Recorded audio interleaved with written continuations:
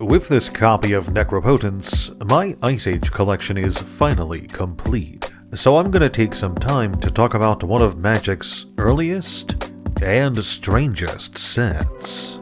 Magic was pretty strong going into 1995. The player base was growing at a rapid rate.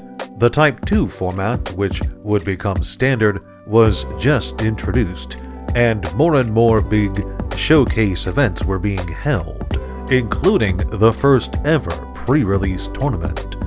Sure, Fallen Empires was a bit of a flop, but the message by now was clear. Players wanted more Magic, and boy did they get it.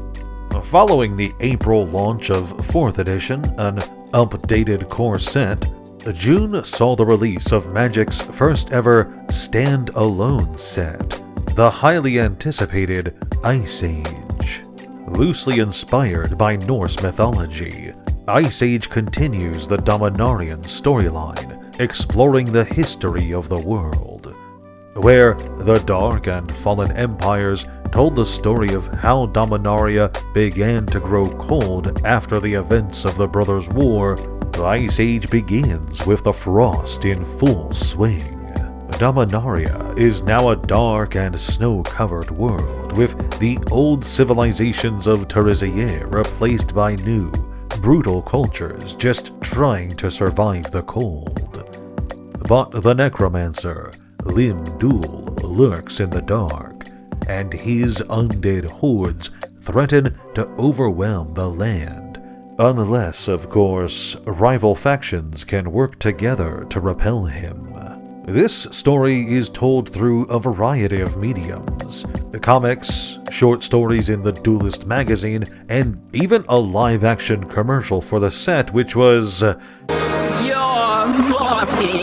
now mine. Definitely one of the trailers of all time. I've talked before about how Fallen Empires had managed to meld the set and the story very well, and that trend continued in Ice Age, with it becoming apparent from here on that Magic wasn't just a loose fantasy game.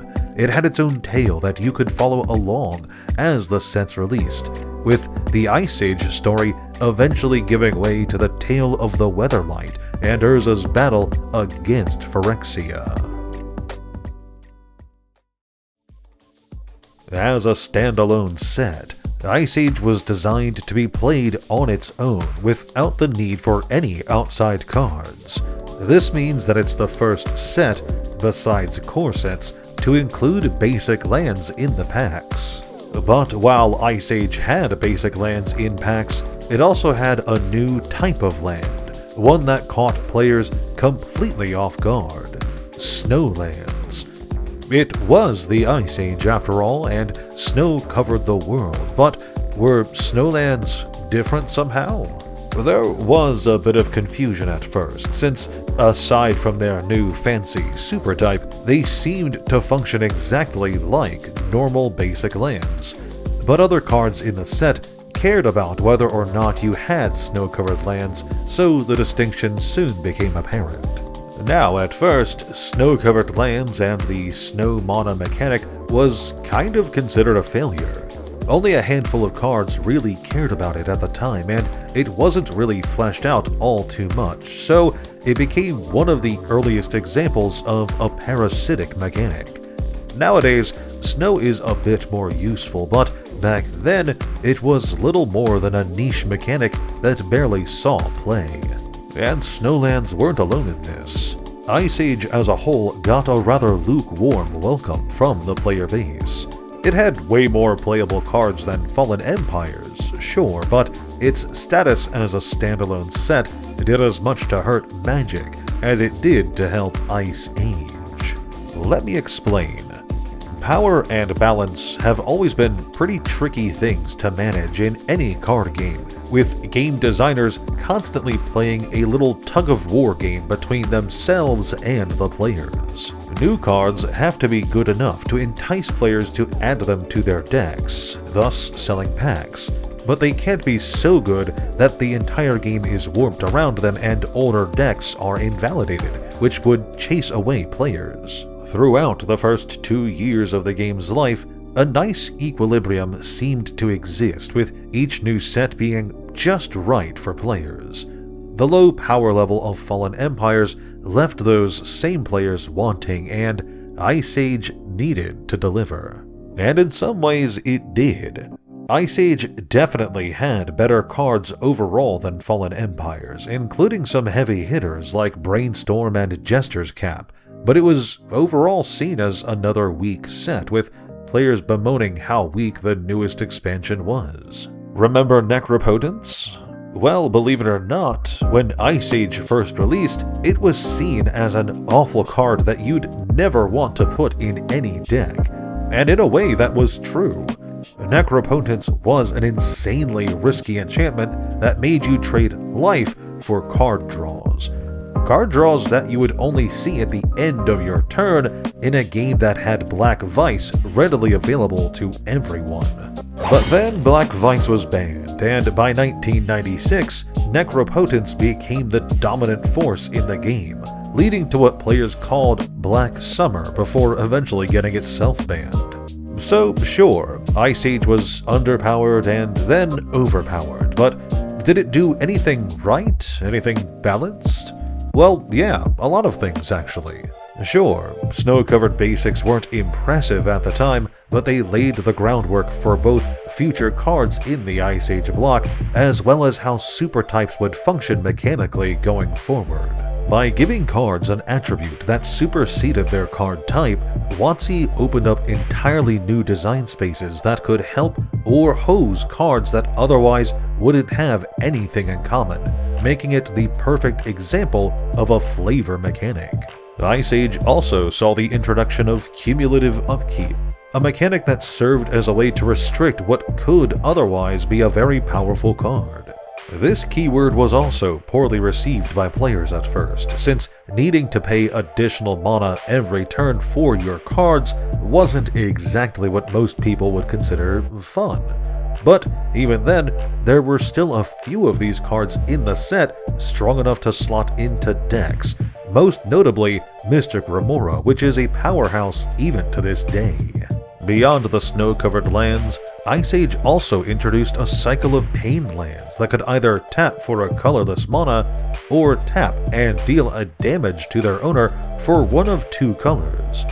Paying life just to get the right mana is an easy trade for most duelists to make, and these cards have seen regular use over the years. Another really interesting land is the Glacial Chasm, which, in addition to having a cumulative upkeep of 2 life, was a land that didn't tap for mana. In fact, it even made you sacrifice a land when it came into play. For such a steep cost, instead, Glacial Chasm prevented you from attacking, but it also made all damage you could be dealt 0 so long as it was out.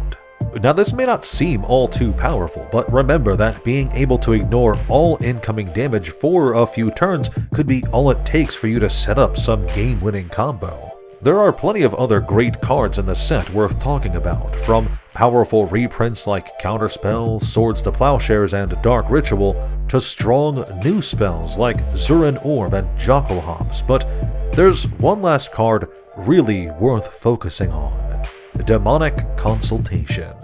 This one-cost black instant is worthy of a video on its own, and for good reason. Its effect allows you to quickly remove cards from your deck until a named card is found and added to your hand. That alone makes it powerful, and for years this card worked just fine as a strong tutor. But with the release of Thassa's Oracle, Demonic Consultation found a new use, emptying your deck completely in response to her ETB effect, winning you the game on the spot for only 3 mana. This combo has found widespread use in Commander and has cemented Demonic Consultation's sinister reputation, helping Ice Age to be remembered even if in infamy. From its story to its set design, Ice Age was one of the most ambitious and memorable sets in Magic's early history, and whether you're a fan of the lore, the history of the game, or just some powerful cards, I think it's definitely a set worth checking out and collecting for yourself. Hey there, thanks for watching this video. If you enjoyed, why not leave a like or share the video with a friend, subscribe to the channel, or check out my Patreon page. Every little bit helps and I do genuinely appreciate it. Do you have a favorite vintage Magic set? Is it Ice Age or something else? If so, leave a comment because I am curious to know. You know, I always feel kind of weird going on and talking about these early Magic sets. I wasn't playing the game when they released, so I have to go back and rely on others' accounts, and let me tell you, the more I researched Ice Age, the more nostalgic I became for something I wasn't even a part of. Early Magic is, well, magical like that, I think, and it really goes to show how great this game really is. Well, anyway, that's all I've got. See you guys in the next one.